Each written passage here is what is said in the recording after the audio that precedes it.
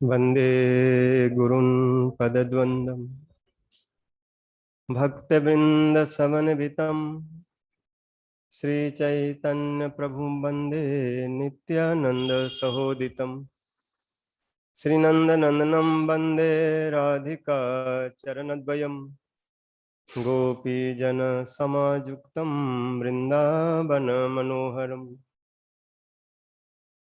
नवजलधरवर्णं चम्पकोदभासिकर्णं विकसिन्नलीननास्यं विस्फुरन्मन्दहास्यं कनकरुचिदुकूलं चारुबरहावचूलं कमपि निखिलसारं नौमि गोपीकुमारम् राधे वृन्दावनाधीशे करुणामृतवाहिनी कृपया निजपदाब्जदास्यं मह्यं प्रदीयताम् वृन्दायै तुलसीदेव्यै प्रियायै केशवश्च कृष्णभक्तिप्रदे देवी सत्वतै नमो नमः भक्त्या विहीनाय अपराधलक्षे क्षिप्त्वाश्च कामादितरङ्गमध्ये कृपामयि त्वां शरणं प्रपन्ना वृन्दे नुमस्ते चरणारविन्दम् नारायणं नमस्कृत्य नरं चैव नरोत्तमं देवीं सरस्वतीं व्यासं ततो जयमुदीरये श्रीकृष्ण चैतन्य प्रभु नित्यानंद श्री अद्वैत गदाधर श्रीवासादि गौर भक्तवृंद हरे कृष्णा कृष्ण कृष्ण हरे हरे हरे राम राम राम हरे हरे।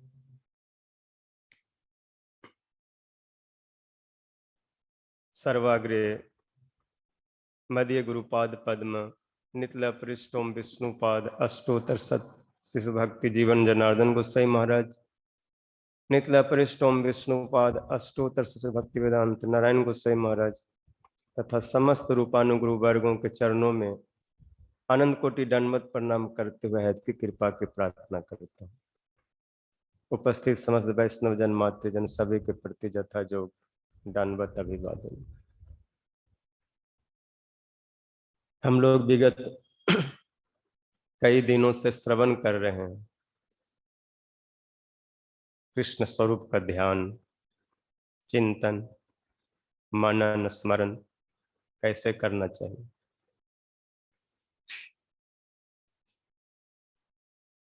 ब्रजवासी लोग सब समय कृष्ण में ही आविष्ट रहते हैं।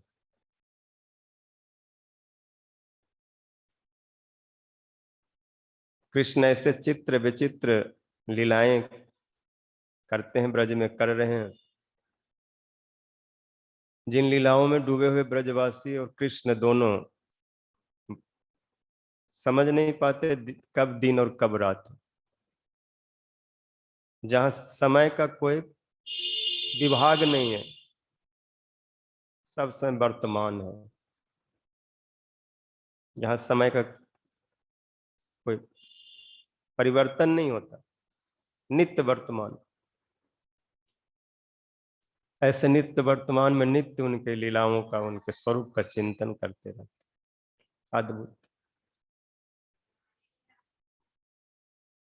कृष्ण के अनंत भक्त हैं और उन अनंत भक्तों के अनंत भाव हैं।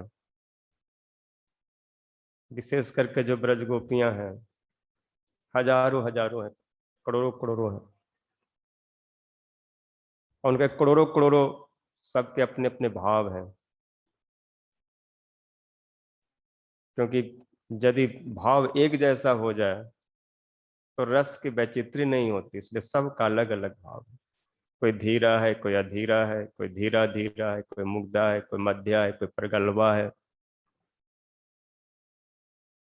तरह तरह के भाव में डूबे हैं। कोई बासक सज्जा है, कोई कलंतरिता है, कोई प्रोसित भत्रिका होकर के, कोई स्वाधीन भत्रिका। ऐसे अलग अलग भावों के द्वारा कृष्ण को रस आस्वादन करवाते, रस को रस आस्वादन करवाते, सुख को सुख प्रदान करते। ये भक्ति की सूक्ष्म वृत्ति है। केवल भक्त ही समझ सकते हैं। केवल भक्ति में सामर्थ्य है कि भगवान को सुख आस्वादन कराए, क्योंकि उनके भाव में, चिंतन में सब चीजें आती हैं। जिनमें भक्ति नहीं है वो क्या सुख देंगे? वो तो खुद सुखा हुआ है, वो दूसरे को क्या सुखी करेगा, क्या सुख रस देगा? इसलिए सब गोपियां भक्ति में, भाव में, प्रेम में विभोर हैं, विभावित हैं। और उन भाव रूपी नेत्रों से, प्रेम रूपी नेत्रों से वो मान, स्नेह, राग, अनुराग, जो भाव के जितने जो स्तर है, उन स्तरों में अवस्थान करके उन भाव नेत्रों से, विशेष करके राधा रानी अपने महाभाव नेत्रों से, उसमें यदि रूढ़ भाव और मोदन मादन आदि भावों में विभावित होकर के कृष्ण स्वरूप का चिंतन करती। पिछली बार आप सुने कृष्ण के स्वरूप, वो किशोर हैं। ये तो मूल उनका स्वरूप है। बया कैशोर कम ध्येयम। जहां ध्यान की बात आई, कौन सा स्वरूप का ध्यान करना चाहिए? महाप्रभु जी ने पूछा था रघुपति उपाध्याय से, बोले कृष्ण स्वरूप का हो। कृष्ण के जो परम रूप है, श्याम एवं परम रूपम पुरी मधुपुरी बारा बया कैशोर कम ध्येयम आद्य एवं परो रस। कृष्ण ही परम रूप है, सारे रूपों का, सारे अवतारों का, समस्त कारणों का कारण। उससे बढ़कर के कोई स्वरूप, कोई सौंदर्य, माधुर्य संसार में नहीं। कृष्ण इस बात को स्वयं स्वीकार करते, मुझसे बढ़कर कर कोई तत्व है ही नहीं, और जो कुछ है वो मेरे कारण है, और मेरे से नीचे में, मेरे से ऊपर कोई नहीं। इसलिए सबसे परतर, श्रेष्ठ, सर्वोत्तम मैं हूं। स्वयं भगवान बतला रहे, मैं मत परतर किंचित नान्यस्ति धनंजय, कुछ भी मेरे से अधिक नहीं, बढ़कर के नहीं। इसलिए श्याम ही परम रूप है, और मथुरा मंडल, ब्रज मंडल ही परम स्थान, श्रेष्ठ स्थान है, जहां पर उनकी जन्म आदि लीलाएं हो रही है। वैकुंठाद जनितो बरा मधुपुरी तत्रापि रासोत्सवाद वृंदारण्य मुदार पानी रमना तत्रापि गोवर्धन राधा कुंड मिहापि गोकुल पते प्रेमामृता प्लावनाथ पुरजा दस विराजतो गिरि तटे शिवांग विवेकी नाथ। तो वैकुंठ से भी मथुरा श्रेष्ठ है, जहाँ जन्म आदि लीलाएं, उनमें वृंदावन तत्रापि रासोत्सवाद वृंदारण्य मुदार पानी रमना। वृंदावन में कृष्ण ने रास लीला की, रमन के बिहार की, इसलिए वृंदावन श्रेष्ठ है। उनमें भी गोवर्धन, गोवर्धन में राधा कुंड, जहाँ राधा माधव कहीं केवल लीलाएं होती है। तो उस पुरी का ध्यान करना चाहिए, उसमें भी राधा कुंड का ध्यान करना चाहिए, और उनमें जो जुगल का विलास है ब्रज में, मधुपुरी में, उनका ध्यान करना चाहिए। बिल्व मंगल ठाकुर जब वृंदावन के लिए आ रहे थे,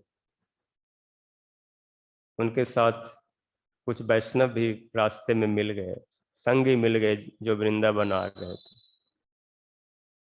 दक्षिण भारत से जो चले, बहुत दूर है, रास्ते में कुछ न कुछ जहाँ कहीं रुकते थे तो सत्संग होता था, और वृंदावन की बात सुन करके कुछ लोग जो वहाँ भक्त भजन करते थे, वहाँ के जो भक्त थे, बोले हमें भी वृंदावन चलना है, हमने भी वृंदावन के बारे में सुने, हमें वृंदावन देखना है। तो इनके साथ में चल पड़े।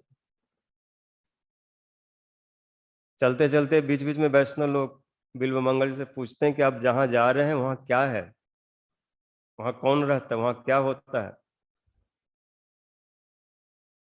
जब उनसे प्रश्न किए तो बिल्व मंगल जी भाव में अपने उस स्वरूप का चिंतन कर रहे हैं, ध्यान कर रहे हैं। आंखें तो उन्होंने ऐसे फोड़ लिए थे। एक घटना है, लेकिन वो बाहरी दृष्टि से भले कुछ नहीं देख रहे थे, लेकिन अंतर दृष्टि से, भाव दृष्टि से सब कुछ उनको दिखाई पड़ रहा था। तो मुस्कुराए और साथ वाले वैष्णव से कहने लगे कि वहां एक विचित्र वस्तु है। अस्ति, किम अस्ति, वस्तु अस्ति, एक वस्तु है।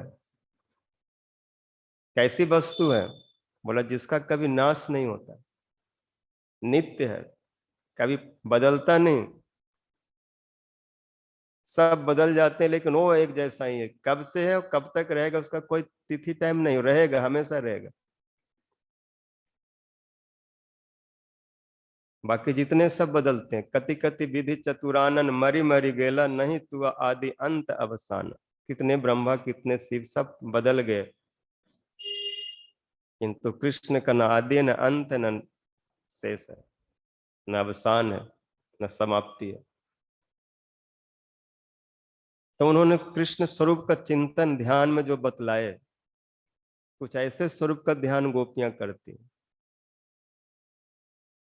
उन्होंने क्या देखा? अस्ति स्वस्थ तरुणी कराग्र विगलत, कल्पा प्रसूना प्लुतम, वस्तु प्रसुस्त वेणु, वस्तु प्रसुस्त वेणु नाद लहरी निर्वाण निर्वाकुलम, सरस्त सरस्त निबद्ध निवि बिलसत गोपी सहस्रावृतम, हस्ता न्यस्ता पवर्गम अखिलो उदारम किशोराकृति।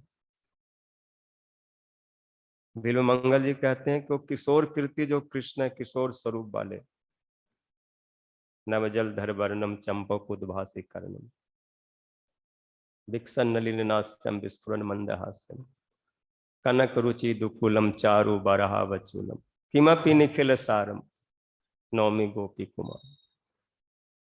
वो सबका सार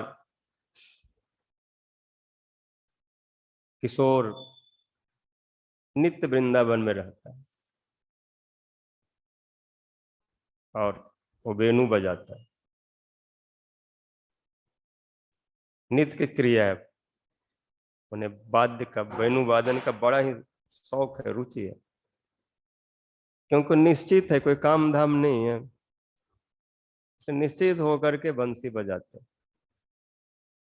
और बंसी से कुछ करना भी होता है तो उसी से सब काम करा लेते हैं। गायों को बुलाना हो, बछड़ों को बुलाना हो, सखाओं को बुलाना हो, गोपियों को बुलाना हो, कोई पत्थर बन गया उसको पिघला के बहा देना हो, और कोई बहुत भाग रहा उधर उधर उसको एक जगह पर रोक देना, स्तंभित कर देना, ये सब एक ही बंसी से काम कर लेते हैं। जो बहुत जल रहा उसको ठंडा कर देना, जो बहुत ठंडा उसको गर्म कर देना, सबके स्वभाव को उलट फेर करा के, और कोई बहुत दुष्ट हो, मानता न, वो भी चरणों में लौट जाए, और जो शांत है उसको परम शांत बना दे, अथवा जो परम शांत हो उसको अशांत कर दे, परेशानी में डाल दे। ऐसा सब काम एक ही वेणु से करते रहते, कराते रहते, वेणु बजाते हैं। और मोर का पंख, आगे बोलेंगे बरहा पीड़म नटवर बपू में, ये भी कुछ उसी तरह का स्वरूप ध्यान है जो गोपियां कर रहे हैं, जो आगे के श्लोक में श्रवण करेंगे।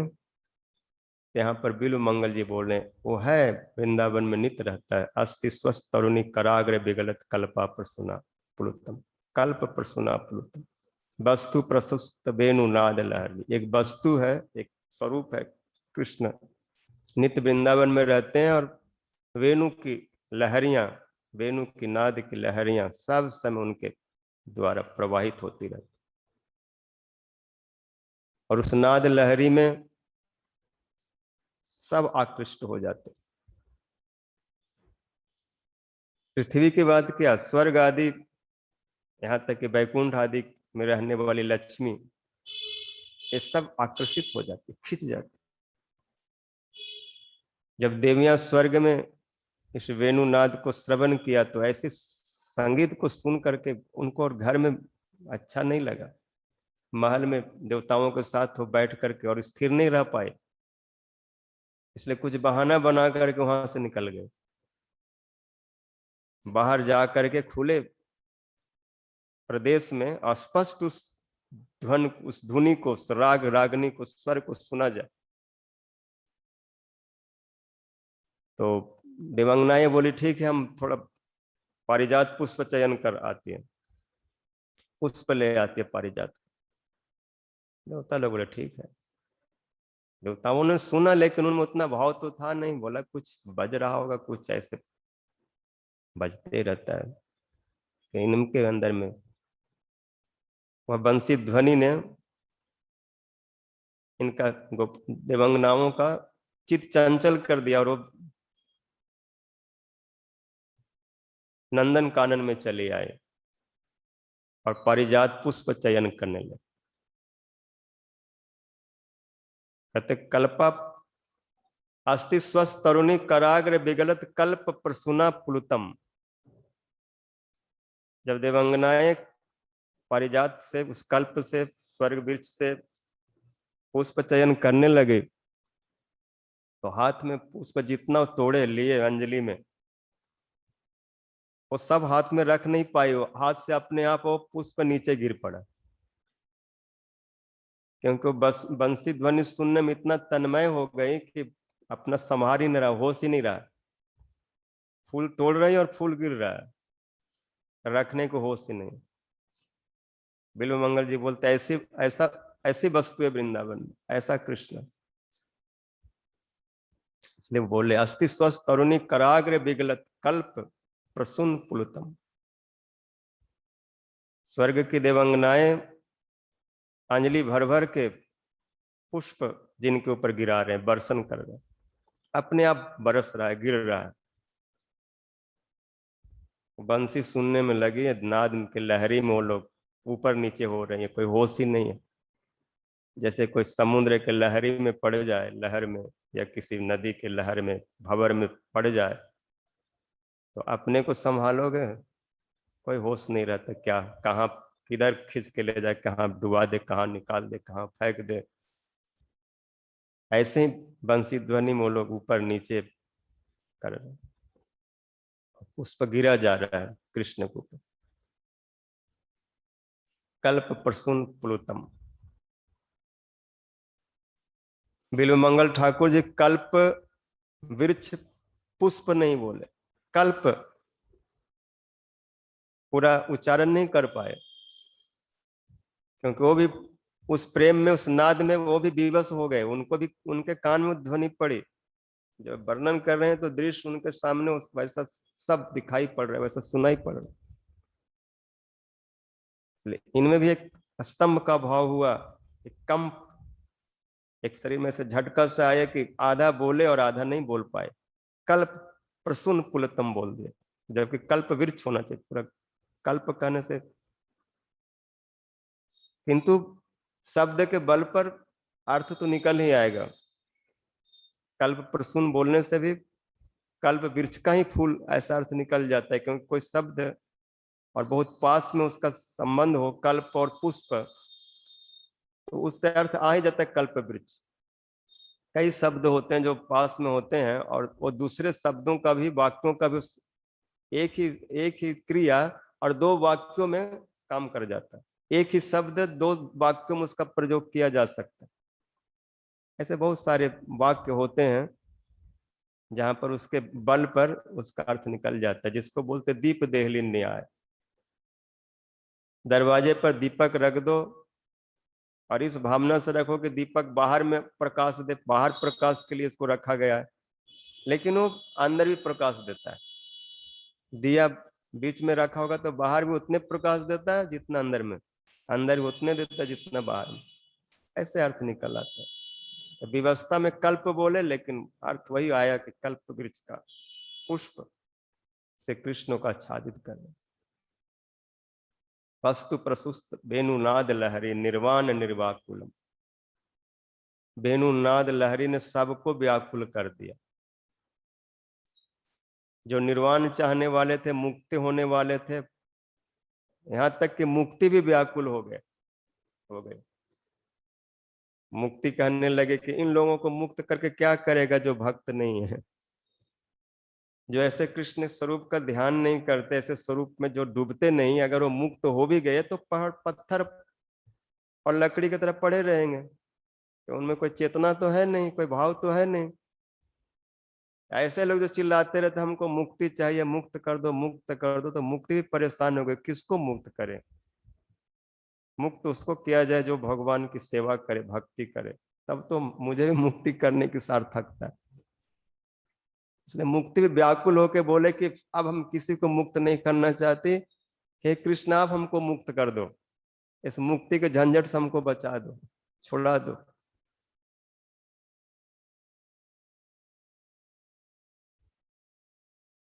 कृष्ण बोले कोई बात नहीं, वैष्णव कृपा हो जाएगी तो मुक्त हो जाओगे। क्योंकि वैष्णव लोग मुक्ति की चिंता नहीं करते, लेकिन वो परम मुक्त होते हैं, और जो परम मुक्त होते हो तुमको भी परम मुक्त कर देंगे। इसलिए उनके धूली को अभिषेक कर लो, धूली से। मुक्ति कहे गोपाल से मेरी मुक्ति बताए, ब्रज रज उड़ मस्तक लगे मुक्ति मुक्त है जा। बोले जो ब्रज का जो रज है, ये साधुओं का, संतों का, राधा रानी के चरण धूली है, उनका ही चरणों का रज है, जिससे उद्धव आदि भी, ब्रह्मा आदि सिर पर धारण करना चाहते, कृष्ण भी जिनको धारण करते, राधे तेरी चरणों की यदि धूल मिल, देवी पद पल्लव मुदारम, वो प्राप्त होने से सब झंझट से मुक्त हो जाओगे। मुक्ति तुम्हें भी पार्षद स्वरूप की प्राप्ति हो जाएगी, भगवान के सेवक पार्षद बन जाओगे। क्योंकि मुक्ति का मतलब ही होता है भगवान के पार्षद बन जाना। जो बंसी ध्वनि सुनेगा वो भगवान के भक्त बनेगा, बनेगा दास बनेगा, सेवक बनेगा, पार्षद बनेगा। और विशेष करके गोपियों का अनुगत में सुनेगा, जो रागात्मिक है, जिनके अंदर में स्वाभाविक कृष्ण के प्रति राग है। इष्ट स्वरस की राग परमावस्थिता भवे, तन्मयी जा भवेत भक्ति स रागानुग। इष्ट स्वरस की राग परमावस्थितो भवित, तन्मयी जा भवेत भक्ति स रागात्मिक उदित। ब्रजंगनाओं के कृष्ण के प्रति स्वाभाविक स्वरस की सहज ही आसक्ति है, भाव है, प्रेम है, राग है। और स्वरस की उनका जो भाव है, राग है, वो कोई नियम में बंधा हुआ नहीं है, सहज। जब जो उनके मन में जो भाव आता है उसी भाव से कृष्ण की सेवा करते हैं। जो मंत्र में उपासना होती है उसमें तो मंत्र जब जैसा मंत्र में जो भाव है उसका अनुरूप कार्य करना होता है, सेवा करनी होती है। लेकिन स्वरस्की में वो अपना मन में जब जैसा है, कृष्ण का मुकुट ऐसा ही हो या कृष्ण का श्रृंगार ऐसा ही हो, वो मंत्र के अनुसार नहीं चलते। उस श्रृंगार में कितने परिवर्तन, कितने वैचित्र्य ले आते हैं। आज कृष्ण ऐसा था कल, तो आज हम ऐसा बना देंगे। अभी कृष्ण ऐसा है तो 1 घंटा बाद में इनको बदल के ऐसा कर देंगे, ऐसा ऐसा श्रृंगार धारण कराएंगे, ऐसा करेंगे, वैसा करेंगे। दिन में 50 बार कृष्ण को बदलते रहते, तरह तरह से। जिस तरह से उनके मन में प्रसन्नता होती है, अपना स्वाभाविक जो रुचि होती है, उस तरह से सेवा करते हैं। स्वाभाविक, कोई बंधन, कोई नियम कानून नहीं, कोई वेद मर्यादा कुछ नहीं। क्योंकि कोई वेद नियम कानून के अंदर में नहीं है। ये लोग जो कुछ करते हैं उनको वेद शास्त्र ढूंढते रहते हैं कि क्या हुआ, कैसे हो गया, हमें भी वो कब प्राप्त होगा। कृष्ण के साथ इस प्रकार के प्रेम लोग कैसे करते हैं, मेरे को कब होगा। वो लोग भी इनके चरणों की धूली लेना चाहते हैं। श्रुतियां भी कहती हैं हम भी उनके समान कृष्ण की सेवा करना चाहती हैं, हमें मुक्ति आदि नहीं चाहिए। इंद्रियों को जीत करके जो वस्तु प्राप्त होती है वो तो शत्रुओं को भी मिल जाता है, मिल जाता है। निर्भीत मरुण मनो अच्छा दृढ़ जोग जो हृदय जन, मुनय उपासदे तद अरयपि जजु स्मरणात्, स्त्री और अगेंद्र भोग भुज दंड विसक्त धिया वयम अपिते समा समदृश्वांग्री सरोज सुधा। ब्रज के गोपियां जैसे कृष्ण की सेवा करती हैं, वैसे हम सेवा चाहती हैं। मन इंद्रियां बुद्धि आदि को बस करके जो योगी या ज्ञानी जिस वस्तु को, मुक्ति आदि को प्राप्त करते हैं, वैसा तो शत्रुओं को भी, हिरण्याक्ष रामन हिरण्यकशुआ आदि को भी मिल जाता है। मिल गया वैसा मुक्ति, तुम ही दियो निज धाम, मुक्ति दे दिए। धाम का मतलब सेवा नहीं, वो सेवा के क्षेत्र से बाहर ऐसे मुक्त होकर पड़ा रहो झंझट से, लेकिन वो भी कोई सुख नहीं। तो श्रुतियां कहती हैं कि हम ऐसी वस्तु की इच्छा नहीं करते जो शत्रु लोगों को भी मिल जाए, हमें तो वो वस्तु चाहिए जो ब्रज गोपियों को प्राप्त हो। कैसे मिलेगा? स्वयं कह रहे वयम पिते सम, हम भी उनके समान उन्हीं के अनुगत में उनकी कृपा से उस चीज को पाना चाहते। तो कुछ भी चाहिए, इनके बिना कृपा वो वस्तु नहीं मिल सकती। यहाँ तक कि मुक्ति को भी ये मुक्त कर देने वाली है, सबको कृष्ण के चरणों में लगा देने वाले। इसलिए निर्वाण निर्वाक कुलम, बंसी ध्वनि के आनंद में मुक्ति भी व्याकुल हो गया कि तुच्छ सुख को लेके क्या करेंगे, हम भी कृष्ण कैसे सेवा करें। अथवा जो कोई भी बंसी ध्वनि सुनते हो व्याकुल होकर के कृष्ण के दास बनना चाहते हैं, उत्कंठित हो जाते हैं, हाहाकार करने लगते हैं। बिल्व मंगल जी भी एक जगह पर कहीं कह रहे हैं, अद्वैत विधि पथि के रूपास्य स्वानंद सिंहासन लब्ध दीक्षा सठेन केनापि वयंग हठेन दासी कृता गोप बधु बिटेन। मैं अद्वैत पथ के पथिक जगत गुरु महामंडलेश्वर सारे सुखों को भोग किया, बड़े बड़े सिंहासन पर बैठा, खूब पूजा हुआ, किंतु सुख नहीं मिला, रस नहीं मिला। इसलिए सठ ने, गोप बधु लंपट ने मुझे जबरदस्ती पकड़ करके बोला, काहे को समय खराब करता है और काहे को इतना परेशान होता है, मेरे चरणों में आ जाओ। और उसने हमको बलपूर्वक अपने चरणों के, जो दासियां दास हैं, सेवक हैं, गोपियां, उनके दासों के दासों का दास बना दिया। और तब से वो आनंद, वो मस्ती में झूमते रहता हूं। ऐसा सुख, ऐसा रस पहले नहीं मिला।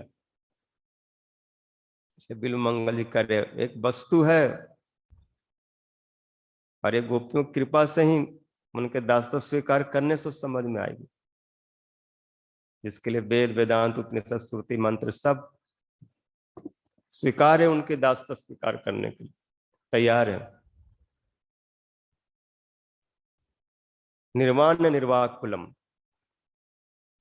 कोई भी बंधन को तोड़ने में बंसी समर्थ है, चाहे वो रस्सी का बंधन हो, चाहे जूड़े का बंधन हो, चाहे निवी का बंधन हो, चाहे हाथों का कंगन हो बंधन हो, चाहे पैरों का नुपुर हो, कोई भी बंधन।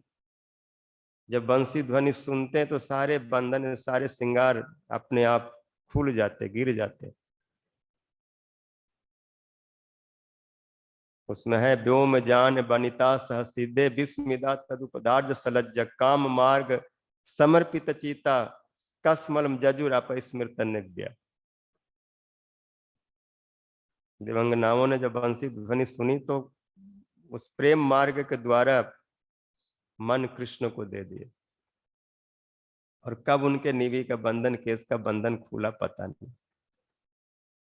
ऐसे बंसी ध्वनि सुन करके गोपियां भी जहां खड़ी है वहीं से उनके निवी वस्त्र आदि जब गिरते हैं तो अपने हाथों से पकड़ करके खड़ी रहते हैं, बहुत मुश्किल से, क्योंकि सास ससुर गुरुजन सब का भाई लज्जा, ये सबको व्याकुल परेशान करके रख दिया बंसी ने। निर्वाण निर्वाण निर्वाकुलम स्रस्त स्रस्त निबद्ध निवि बिलसत गोपी सहस्रावृतम, हजारों हजारों गोपियों के बीच में जो विलास कर रहे, जो सबको विमोहित कर रहे हैं बंसी ध्वनि की। हस्त अपवर्ग अखिलोदारम, जिनके हाथ में अपवर्ग है, अर्थात पार्षद देह है, पार्षद स्वरूप जो प्रदान करते, जिनकी कृपा से ही भक्त की कृपा होती है। पहले भगवान की कृपा, फिर भक्त की कृपा, फिर भक्त की कृपा से भगवान की कृपा। शुरू में भगवान थोड़ी कृपा करते हैं, लेकिन वो कृपा केवल इसलिए करते हैं जिससे इनके ऊपर भक्त की कृपा हो। और भक्त कृपा होने के बाद फिर भगवान की पूरी कृपा होती है, फिर पूरा उनको पार्षद स्वरूप दे देते हैं, स्वरूप दे देते हैं।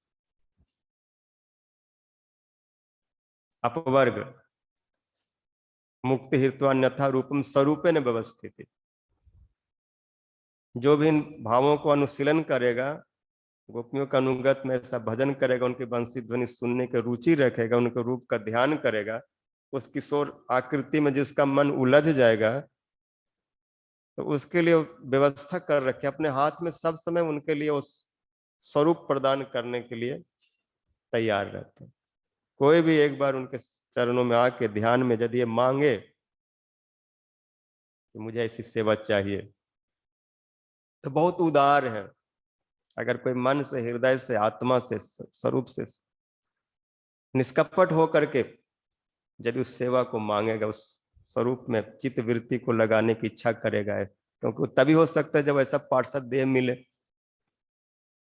जैसे दासी पुत्र नारद को वो पार्षद स्वरूप दिए, अपने पार्षदों में उनको गिनती कर लिए, रख लिए, तब जाकर सब कुछ वो देख रहे हैं। नारद जी कहते जब मैं भगवान का पार्षद बना, तो मैं संपूर्ण विश्व के बाहर भीतर, यहाँ वहां कहाँ क्या हो रहा है सब मैं जानता हूँ, समझता हूँ, अनुभव करता हूँ। लेकिन बस अपने उस कृष्ण नाम में, कीर्तन में डूबा रहता हूँ, उसी रस में खोया रहता हूँ। लेकिन हमें सब पता है, अच्छा बुरा जो कुछ भी संसार में हो रहा है, नहीं होगा, क्या है, सब का ज्ञान रखता। ये सब उनकी कृपा से मुझे प्राप्त हुई। ब्याज जिसे कह रहे हैं प्रजुज माने मई तम शुद्धम भागवतीम तनु, वो शुद्ध भागवत स्वरूप, पार्षद स्वरूप उन्होंने हमें प्रदान किया, जिससे सारे कर्म बंधन सब टूट जाते हैं। प्रजुज माने मई तम शुद्धम भागवतीम तनु आरब्ध कर्म निर्वाणो नैपतत पंच भौतिक। अभी हम पंच भौतिक शरीर में आबद्ध हैं, लेकिन भगवान के चिंतन करते करते, ध्यान करते करते पंच भौतिक शरीर कब छूट जाएगा, कब पार्षद शरीर प्राप्त हो जाएगा, पता ही नहीं चलेगा और हो जाएगा। जैसे सर्प भागते भागते कब अपना केचुल को छोड़ देता है, उसे पता नहीं चलता, सहज वो छूट जाता है, ऐसे कोई कष्ट दुख पीड़ा नहीं होती। ऐसे भगवत ध्यान करते करते मन तदात्म हो जाता, तदाकार हो जाता है। ध्यानम बहुला धरुष्ट भाषा अनुनायित तंदुज कुंती ध्यायत स्वद हृदय कुहरे अभितस्य विष्णु भक्तया आदृत अर्पित मनाना पृथक दिदिर्चित। भक्ति के द्वारा भगवान के चिंतन करने पर एक आर्द्र भाव प्राप्त होता है, मसृता आती है। सम्यक मसीर्ण स्वांते ममत्वाति श्यांकिता भाव से संद्रात्मा बुधे प्रेमा निगद्यते। जब चित्त में बहुत मसृण भाव होता है, और ऐसा मसृणता के कृष्ण के साथ चिपक जाए, तदात्म हो जाए, उस समय फिर और बाहरी वस्तु कुछ दिखाई नहीं पड़ता, केवल कृष्ण के चिंतन रह जाता है। और जब कृष्ण के साथ तदाकार होता है, तो जैसे कोई लोहा भी आग में पड़ के आग ही बन जाता है, ऐसे उनका चिंतन करने से उनके जैसे स्वरूप को प्राप्त कर लेते हैं। जद भाव भावित धियो मनुजस तथैव, कोई भी मनुष्य उनके भाव में भावित रहने से वैसा ही रूप महिमा सब प्राप्त करके उनकी सेवा करता है। ऐसे कृष्ण उदार हैं, अखिल उदार, महा उदार है। जीवों को किस प्रकार अपने चिंतन, अपना वो सब लीलाओं को प्रदान करके, ये सारे मधुरमाओं को पान करा करके अपने में तन्मय करा लेते, जिससे जीव सब भूल जाए। भक्ति विनोद ठाकुर जी कहते पूर्व इतिहास भूलनु सकल सेवा सुख पे मने, आमी तो तुम्हार तुम्हें तो अमर की काज अपर धन। आपके सेवा सुख सब ध्यान चिंतन सुख पा करके सारे पहले की बातें भूल गए, कोई याद नहीं रहा। अब तो केवल एक ही चीज है, आप मेरे हो, मैं आपका हूं। तुम इस अमारामी तो तुम्हार की काज अपर धन। यदि ये संबंध पक्का हो गया, तो फिर दूसरा वस्तु धन को लेके क्या करेंगे, क्योंकि सबसे बड़ा धन तो कृष्ण है। इसलिए उनकी सेवा चिंतन पाने के लिए जितनी भी बाधाएं, जितने भी कुछ है, सबको त्याग करके उनको भजते, ध्यान करते, गोप में घर में बैठी बैठी उस रूप को देख रहे हैं। जो पिछली कथा में आप लोग सुने, बराहा पीड़म नटवर बपु कर्णयो कर्णिकारम बिभ्रद वास कनक कपि संवैजंतीम चमालाम रंध्रान वेणुर अधर सुधया पूरयन गोप वृंदय वृंदारण्यम स्वपद रमनम पराविशद गीत कृति। एक सखी दूसरे सखी से बता रही है, पहले तो वर्णन करने में समर्थ हो गई, लेकिन फिर अपने को संभाल करके, क्योंकि जो उस चीज को प्राप्त कर लेता है वो बाचाल हो जाता है, वो बोले बिना रह नहीं सकता, क्योंकि उनके मन में होता है कि जो सुख, जो रस का मैं अनुभव आस्वादन कर रहा हूं, बोलने से थोड़ा इसको भी मिल जाएगा, इसकी भी भक्ति हो जाए, ये भी कृष्ण की सेवा कर ले। क्योंकि कृष्ण की इच्छा यही होती है कि मेरी सब सेवा करे, क्योंकि एकमात्र कृष्ण ही भोक्ता है, बाकी सब उनके सेवक हैं, और सब सेवा करें उनकी, लेकिन अपने बल से तो नहीं कर सकते। जो सेवा कर रहे हैं वो उनको सेवा करवाएंगे। तो जो कुछ, जो श्रेष्ठ गोपियां जिन्होंने अनुभव किया अधिक रूप में, जो नित्य सिद्ध परिकर हैं, वो साधन वाले जो गोपियां हैं, जो उस भाव में, उस लीला में प्रवेश के लिए साधना करके नित्य सिद्ध परिकरों का संग प्राप्त किए, उनका भाव कैसे बढ़े, वो उस राग तक, उस अनुराग तक, उस भाव तक कैसे पहुंचे। इसलिए उनको सुना करके बता रहे हैं, देख रहे हो, देखो सामने देखो, अपने नेत्रों से देख रहे, और उनको भी वो भाव नेत्र दिखा रहे, वो देखो सामने जैसे बोले, उन्होंने वो भाव का संचार किया, उनको भी दिखाई पड़ने लगा। लेकिन वो नई नहीं है, उनको दिखाई तो पड़ रहा है, लेकिन कैसा, कितना, क्या है, वो ठीक ठीक से वो सुने बिना समझ नहीं सकते, क्योंकि सुनने के बाद ही किसी चीज की धारणा अच्छी से होती है। तो एक गोपी पुरानी है, अनुभवी है, वो नई गोपी से कह रही है, देखो कृष्ण का स्वरूप कितना सुंदर है, सुंदर सुंदर श्याम मेरे घर आ जाना। बरहा पीड़म नटवर बपू, जो मोर का मुकुट पहन रखे, मुकुट मोर पंख का सामरे चित, मुकुट मोर, मुकुट पंख मोर का सामरे चित चोर का। मोर पंख का जो मुकुट है वो चित्त को चुरा लेने वाले, कृष्ण के स्वरूप में जितने भी श्रृंगार हैं ये सब महाचोर हैं, क्योंकि चोर के साथ रहने से संग का दोष तो होता नहीं, संसर्गजा दोष गुना भवंती।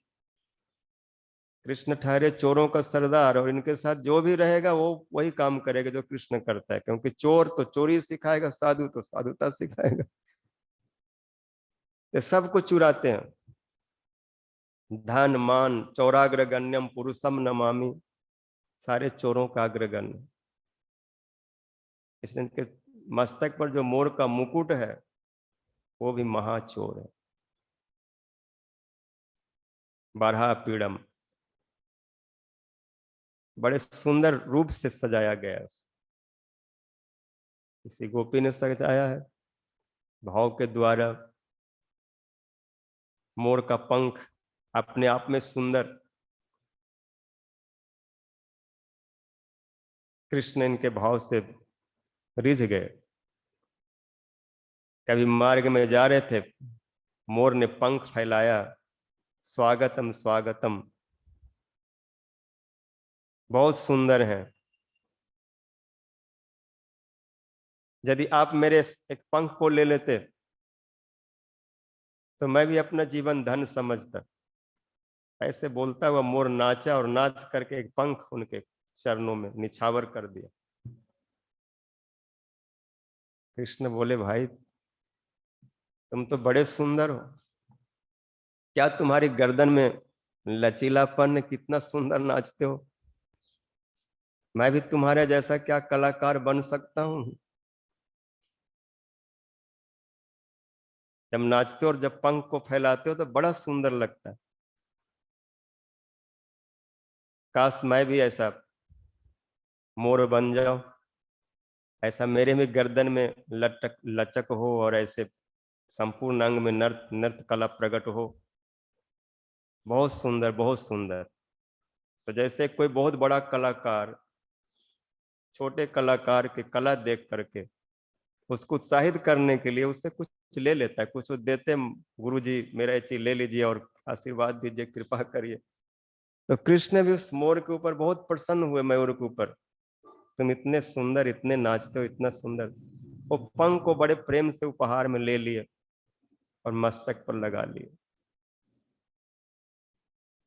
मोर अपने को धन समझा, गदगद हो गया मोर। वैसे पंख का कोई ज्यादा मूल्य नहीं होता, पंख तो पंख होता है, लेकिन प्रेम से यदि कोई उसको ग्रहण करे तो उसका मूल्य बहुत बढ़ जाता है। और कृष्ण ने बड़े प्रेम से उस पंख को लिया, और पंख बड़ा चित्र विचित्र रंग से भरा हुआ मस्तक पर रखे तो कृष्ण के सौंदर्य और बढ़ गया। सुंदर है, अति सुंदर। और मोर और प्रसन्न हो गया कि मेरे पंख ले लिए, मेरे तुच्छ सेवा को और इधर उधर नहीं रखे, सीधे सिर पर रख लिए।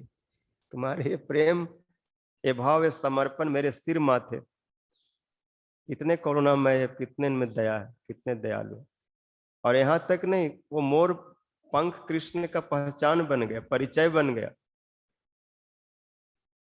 गोपियां कहती, राधा रानी कहती, जिसके मस्तक पर मोर का पंख ना हो, मुकुट ना हो, जिसके मस्तक पर नहीं है, और जो गुंजा माला बनमाला नहीं धारण करते, वो कौन है हमें पता नहीं। उन्हें हम नहीं पहचानती, और ऐसा कोई है तो उसको हम तिनके के समान भी नहीं समझते। जो मोर मुकुट बंसी गुंजा माला आदि धारण करते हैं वही हमारे प्रियतम कृष्ण। मोर मुकुट को बड़े सुंदर रूप से कृष्ण ने लगाए, और उसमें मोती मणि और अनेक पुष्प के गुच्छे आदि से उसको और अधिक सुंदर रूप से सजाया गया। सुंदर को और सुंदर, अति सुंदर, अद्भुत कृष्ण लग रहे हैं। बड़ा विचित्र दर्शन है, चमत्कारमय दर्शन।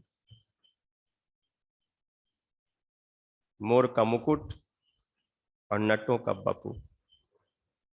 यहाँ बोले इस साधारण नट जैसे नटवर, जितने नट हैं उनमें सबसे श्रेष्ठ कलाकार, अखिल कलाओं के गुरु, अखिल कला गुरु ननर्त। जब कृष्ण कालिया के ऊपर नृत्य कर रहे हैं तो वहां पर सुखदेव जी को कहने पड़ा कि कृष्ण कौन है जो अखिल कलाओं के गुरु हैं, जितने भी कला है उनसे प्रकट हुआ है। नृत्य कला, वाद्य कला, गीत कला, संगीत कला, जितने भी कलाएं हैं 64 कलाओं, सब कलाओं का जो गुरु है,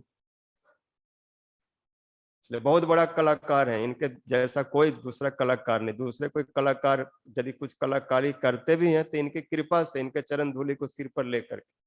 इसलिए ब्रह्मा शिव आदि, शिव को भी नटराज कहा गया, लेकिन शिव भी जिनके चरण धूलि की पूजा करके ही प्रसिद्ध हुए।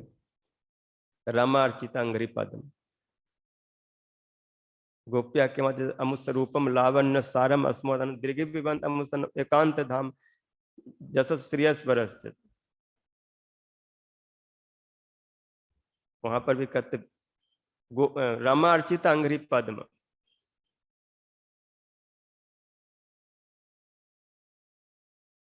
पुण्यावतो ब्रज भूवि जद अयंग निर्लिगा गूढ़ पुराण पुरुष वन चित्र माल्य गा पालयन सहबल क्वनं च वेणु विकृत चतिगृत रमार्चितांघ्रि पद्म।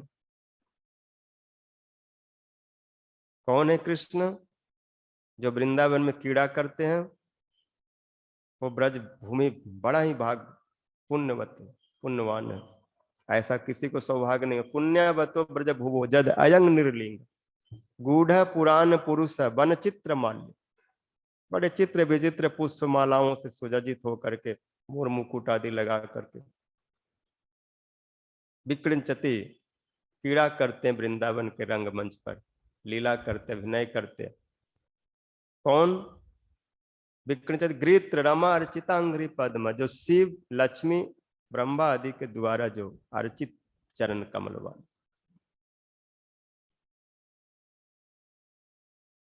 तो कृष्ण बहुत बड़ा कलाकार है, अभिनेता है, नायक है। नायका नाम शिरोरत्नम, कृष्णस्तु भगवान से। तो जितना बड़ा कलाकार होता है उनका अपना जो सजावट श्रृंगार होता है वो भी अपना अलग ही होता है। वो हर कलाकार से उसको अलग कर देता है, वो अपना अपने ढंग से अपने को सजाता है। वैसा दूसरा कृष्ण को कोई कॉपी कर भी नहीं सकते, क्योंकि स्वयं भगवान है। ये अपना चीज अपना रिजर्व करके रखते हैं, उनके जैसा वही है बस, और कोई नहीं। और सब उसके नीचे चेले हैं, कोई उनका गुरु नहीं है। हाँ, प्रेम के बल पर गुरु हो जाते हैं उनके, जैसे गोपियां, वो एक अलग चीज है। लेकिन तत्व में बहुत बड़ा कलाकार है। रस में इनके कला को कोई पार कर जाए वो अलग है, भाव में संभव है। बरहा पीड़म नटवर बपु करनयो कर्णिकार। कैसा नटवर है, कैसा कलाकार है? तो इनकी पहली कला, साधारण कलाकार, साधारण व्यक्ति कुछ भी धारण करता है तो दोनों कानों में लगाता है। कान में कुंडल पहनेगा तो इधर भी पहनेगा, इधर भी पहनेगा। वो सोचता है एक में पहनूंगा एक में नहीं पहनूंगा तो लोग कैसा सोचेंगे। और कृष्ण ये अलग ढंग के, वो बोलते हैं हम दो में नहीं एक में पहनेंगे। तो बहुत बड़ा कलाकार होता है, अभिनेता होता है, कुछ हट करके करता है अलग।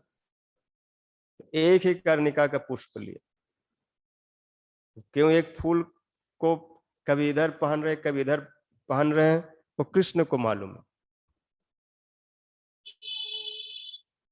उससे कृष्ण का अल्हड़पन, कृष्ण का अपना एक मन, मौज मस्तीपन, मौजपन, मन मौज, जो मन में आए वही करो, जो धीर ललित नायक के लक्षण है वो एक प्रकट हो रहा है। और उसके माध्यम से अपनी चतुरता को भी प्रकट कर रहे हैं। अगर रास्ते में चलते हुए कभी इधर देखेंगे कभी इधर देखेंगे, तो जो समझदार होगा वो बोलेगा भाई इधर उधर क्यों देख रहा है बार बार, तुम गाय चराने जा रहे हो सीधे रास्ता देखो, गायों के पीछे जाओ, बाएं दाएं ज्यादा झांकने क्या जरूरत है। तो बदनामी होंगे, बोलेगा नंद का जो छोरा है वो भले राजा का बेटा है लेकिन इनमें राजा के कोई लक्षण तो नहीं दिखाई पड़ रहा है, बहुत चंचल है। तो अपने उस चंचलता को, अपने उस भाव को छुपाने के लिए किसी को पता न चले और हमारा काम भी बन जाए, इसलिए एक ही पुष्प लिए कर्णिका का। और उसको ऐसे कान में इधर लगाते हुए ऐसे देख रहे हैं, वो ऐसे दिखा रहे जैसे मैं धारण कर रहा हूं इसलिए मेरा गर्दन झुक गया, और आंखें कहीं और चले गए दाहिने ओर। तो दाहिने ओर जितने भी गोपियां खड़ी हैं कृष्ण दर्शन के लिए, सबको दर्शन दे करके मुस्कुरा करके सबको निहाल कर दी, सब भाव विभोर हो गए। अब बाएं ओर कैसे देखें, तो वही पुष्प को फिर इधर ले आए, ऐसा दिखा रहे मानो इस कान में ठीक नहीं जम रहा है, जरा इधर लगा के देखो कैसा लगता है, किस कान में जमेगा उसी में जमाऊंगा, इसमें नहीं जमा तो इसमें जमा दो। तो इधर लगा रहे हैं फिर इधर निहार रहे हैं। फिर 2 मिनट बाद ऐसा भाव प्रकट करे, नहीं नहीं यहाँ ठीक नहीं है, इधर में ठीक था। ऐसे 10 बार 20 बार बाएं दाएं कान में एक ही फूल को घुमा रहे हैं, और ऐसे करते हुए कई किलोमीटर चले गए, कई भाव उसमें प्रकट हो गए, सबका दर्शन हो गए। कर्णयो कर्णिकारम, एक ही कर्णिका का पुष्प और 2 कानों में बदल बदल कर लगा रहे हैं। बिभ्रदवास कनक कपिसम। सोच रहे हैं कि मेरा शरीर नीला है, तो इस पर कौन सा कपड़ा अच्छा लगेगा, कौन सा ठीक मैच मैच करेगा। तो नीला के ऊपर उन्होंने पीला को, पीताम्बर को लगाया, क्योंकि नीला और पीला का बड़ा मेल है। इसलिए राधा रानी यदि गौर बनना है तो नीलांबर धारण करते, और कृष्ण श्याम बनने तो पीताम्बर धारण करते। और इससे ये भी प्रकट हो रहा है, मानो कृष्ण दिखा रहे हैं कि हमें राधा जी का जो वर्ण है उस तरह का रंग हमको पसंद है। हम हर हर स्वर्ण वर्ण को, हर गौर स्वर्ण पीले वर्ण को पसंद करता हूं। इसलिए मेरा पूरा शरीर ही वो पीले से, पीले वर्ण से आच्छादित। नीले को, नीले शरीर को हमने पीले वर्ण से आवरण कर लिया। ये भी एक भाव का उद्दीपन है, उद्दीपक है। ऐसे भी पीला नीले के ऊपर सुंदर लगता है, और उसमें दूसरा भी कई भाव छुपा हुआ है। एक कलाकार अपने को, नीले शरीर को पीले वस्त्र से, पीताम्बर से ढक रखे, पीताम्बर धारण किए हुए, अद्भुत शोभा हो रही। काला शरीर, नीला शरीर ठीक से दिखाई नहीं पड़ रहा, लेकिन जब पीला पीला उस पर प्रकाश हुआ तो नीला भी दर्शनीय बन गया, मन को खींचने लगा, बहुत सुंदर लगने लगा। अथवा सुंदर तो थे ही, पीताम्बर उनके अंग पर लग के और सुंदर बन गया। बड़ा बिभ्रदवास कनक कपिसम,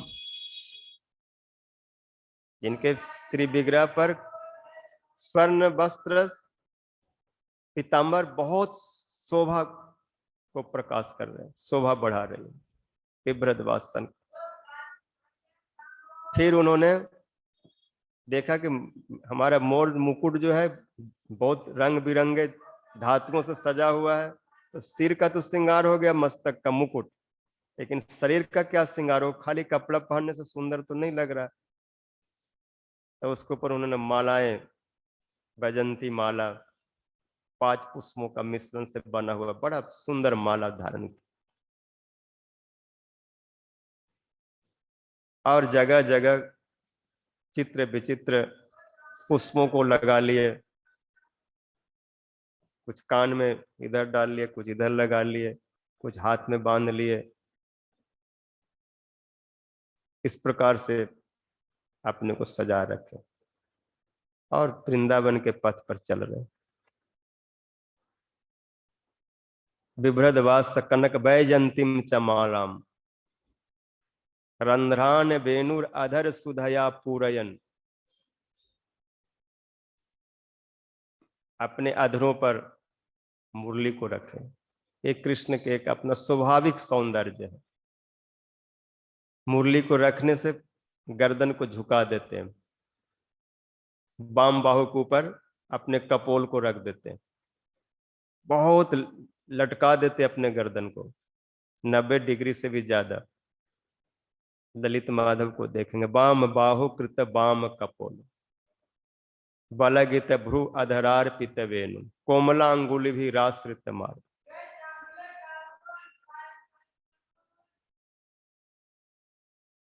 उस वेणु के रत्न में, छिद्र में इतना अपने अधर सुधा को भरे, लेकिन ये वेणु तो वेणु ठारी, अगर इसमें भी रस होता तो उस रस को ग्रहण करता, सुखी थी, समझ में न आया, जो रस गया सब बाहर कर दिया। क्योंकि रस का कोई अनुभव रसिक ही कर सकता है, भगवत रसिक, रसिक की वाणी रसिक बिना कोई समझ सके नहीं। गोपियां कहते कि इसको, जिसके अंदर में कितने छेद हैं, अंदर से भी खाली छेद और सूखा, कितने छिद्रों से पूर्ण, और इसमें जबरदस्ती रस को दिया जा रहा है, पियो पियो। इसलिए गोपियों के वेणु के ऊपर ज्यादा चिड़ है। इस प्रसंग का नाम ही है वेणु गीत। और वो वेणु के पीछे लग गई, और वेणु से बाद में पूछेंगे कि तुमने क्या ऐसा किया। इतने छिद्र होने के बाद भी, इतने दोष होने के बाद भी उस कृष्ण सुधा को हर समय पान करती रहते हो, कैसे? सखी मुरली विशाल छिद्र जाले न पूर्णा लघुरति ग्रंथिला नीरसासी तत्पि भस्ति स्वस्व चुमनानंद सांद्रम हरि कर परिरंभम केन पुण्योदयेन। सखी मुरली विशाल छिद्र जाले न पूर्णा, तुम्हारे कितने छेद हैं, जाल है छेदों का ही, जैसे छलनी में छेद ही छेद होते थे, तुम्हारे भी छेदों का ही जाल है, छिद्र जाल, बड़े बड़े छेद हैं, और बहुत छोटी भी हो। कृष्ण के साथ तो तुम्हारा कोई मेल नहीं करता। कृष्ण अगर 5, 5.5, 6 फुट लंबे हैं, तो तुम तो 1 फुट 1.5 फुट के हो, लेकिन स्पर्धा कितनी रखती हो कृष्ण के मुख पर बैठने की। तो लघु अति, बहुत छोटी, और ग्रंथिला, कठिना।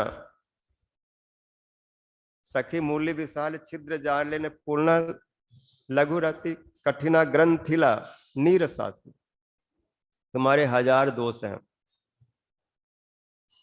एक तो केवल छेद है, छोटी सी हो, नीरस हो, गांठों से युक्त हो,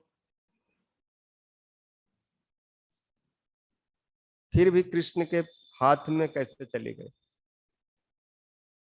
उनको कैसे प्राप्त किया? ठीक है, कोई बात नहीं, कृष्ण के पास चले गए, ठीक है, रहो। लेकिन ऐसे गुरु का आश्रय किया कि वो गुरु जैसे सबको मोहित करता है, तुम भी उसके साथ रह के वैसा ही काम करते। उनसे ऐसा दीक्षा ले लिया, उसने ऐसा दीक्षा करके पक्का चेला बना लिया, और जैसा गुरु चाहता है, जैसा गुरु करता है, ऐसा तुमसे भी काम करवाता है। तो कम से कम अपने वंश का, अपने कुल का ध्यान तो रखता। जरा अच्छे के पास जाके दीक्षा लेता। तुम्हारा तो जन्म बहुत अच्छा कुल में हुआ। गोपी अपने हृदय के अनेकों भाव अनेक प्रकार से, अलग अलग प्रकार से बोलने लगे। रंधान वेणुर अधर सुधया पुरयन गोप वृंदय वृंदारण्यम स्वपद रमनम प्राविशद गीत कृति। कृष्ण उस अधर सुधा को जब गोपंगनाओं के कान में उड़ेला, तो उस रस को पी करके गोपी एक उन्मादनी सी होकर के, उन्माद ग्रस्त, बाबरी जिसको बोलते हैं, ऐसे पागलिनी की तरह बातें करने लगे। तुम्हारा तो जन्म सद वंश में हुआ, और तुमने अच्छे उत्तम पुरुष कृष्ण के हाथ स्पर्श को प्राप्त किया।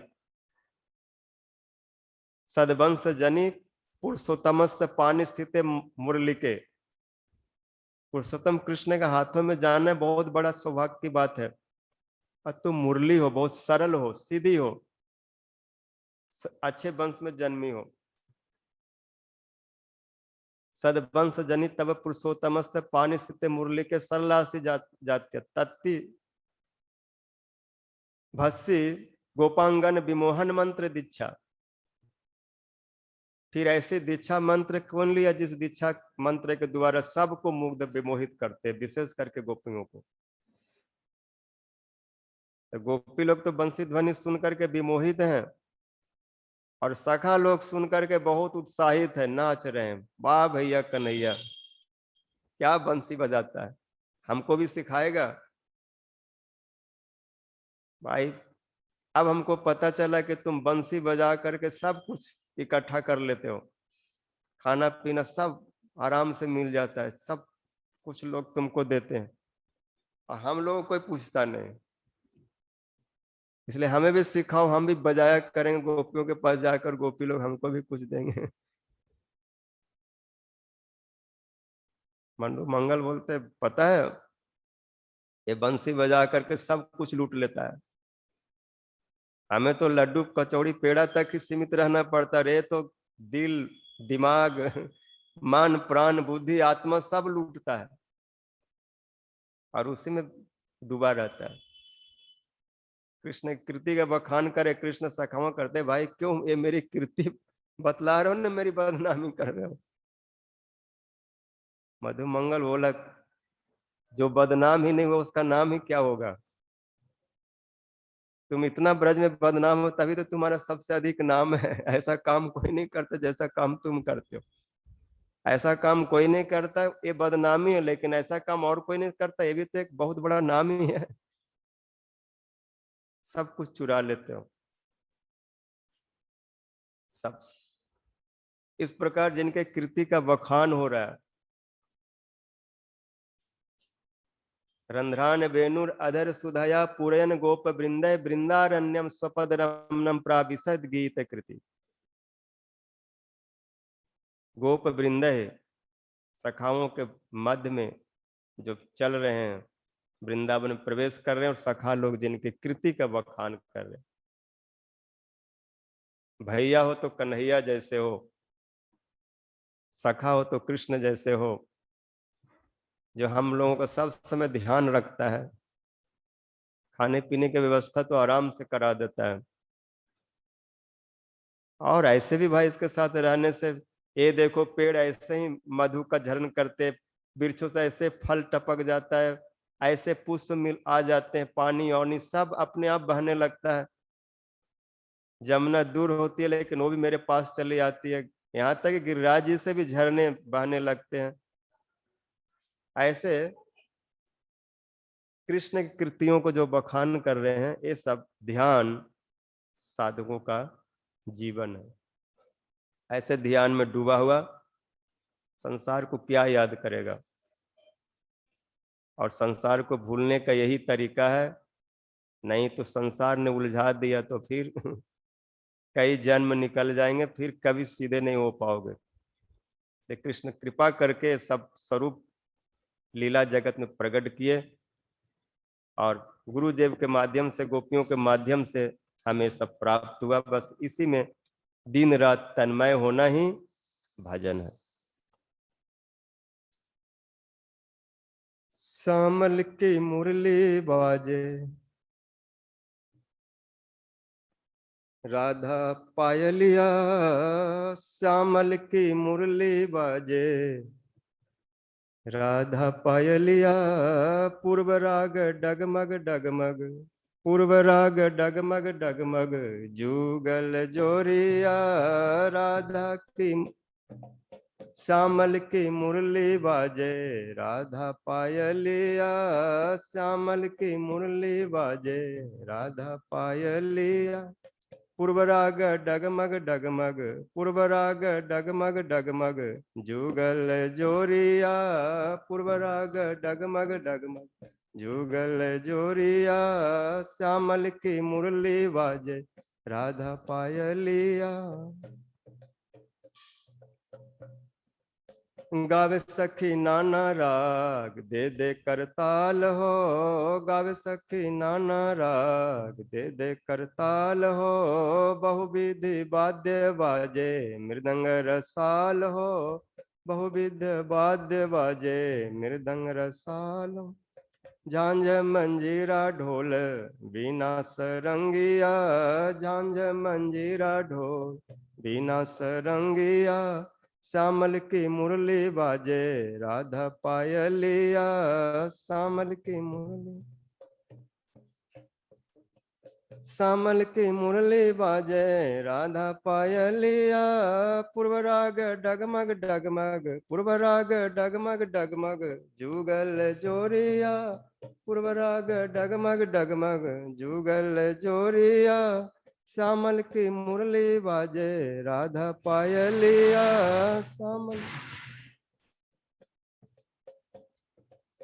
कोयल की कुहू कुहू भौरे गुंजार हो, पंख फैलाए मयूर करे सत्कार हो, कोयल की कुहू कुहू भौरों की गुंजार हो, पंख फैलाए मयूर करे सत्कार हो, फूल फलों से भरी झुके झूमे डलिया, फूल फलों से भरी झुके झूमे डलिया, श्यामल की मुरली बाजे राधा पायलिया, श्यामल की मुरली बाजे,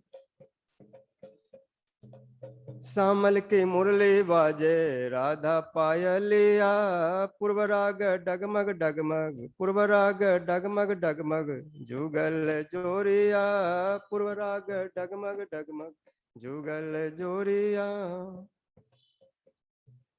निहारो ब्रज की शोभा जमुना हिलोर हो, बन बाग तड़ाग नाचे के का मोर हो, निहारो ब्रज की शोभा जमुना हिलोर हो, बन बाग तड़ाग नाचे के का मोर हो।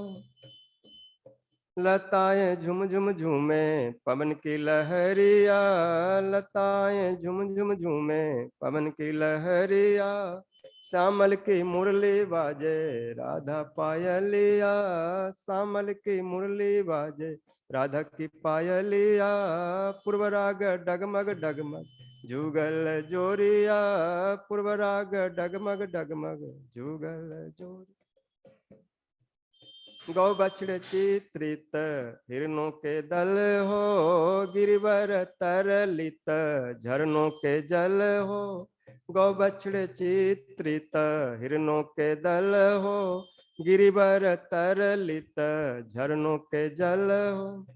अंबर से नन्ही बूंदे बरसत बदरिया, अंबर से नन्ही बूंदे बरसत बदरिया, पूर्व राग डगमग डगमग, पूर्व राग डगमग डगमग, जुगल जोरिया, श्यामल की मुरली बाजे राधा पायलिया, श्यामल की मुरली बाजे राधा की पायलिया, पूर्व राग डगमग डगमग, जुगल जोरिया।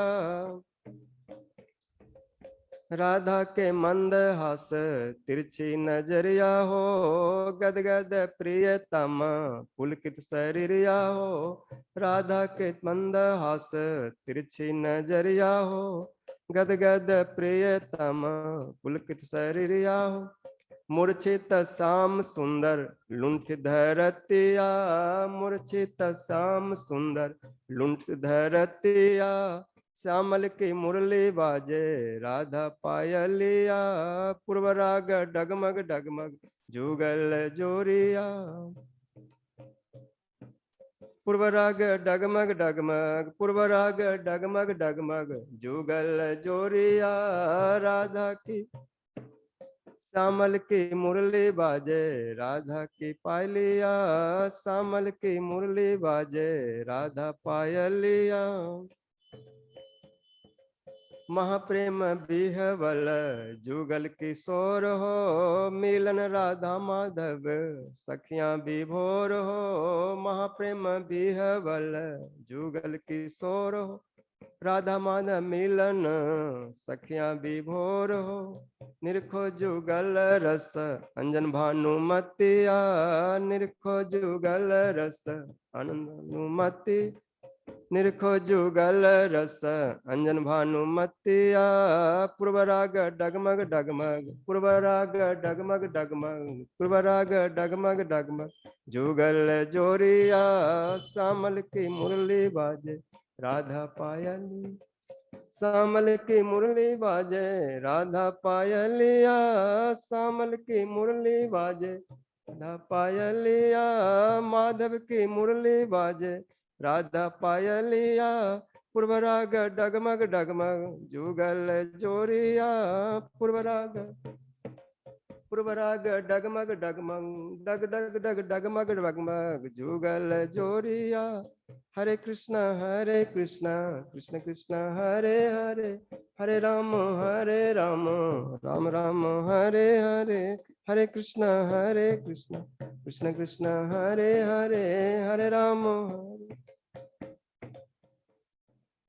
हरे कृष्णा कृष्ण कृष्ण हरे हरे, हरे राम राम राम हरे हरे, हरे कृष्णा कृष्ण कृष्ण हरे हरे, हरे राम राम राम हरे कृष्णा कृष्ण कृष्ण हरे हरे, हरे राम राम राम हरे कृष्णा कृष्ण कृष्ण हरे हरे, हरे राम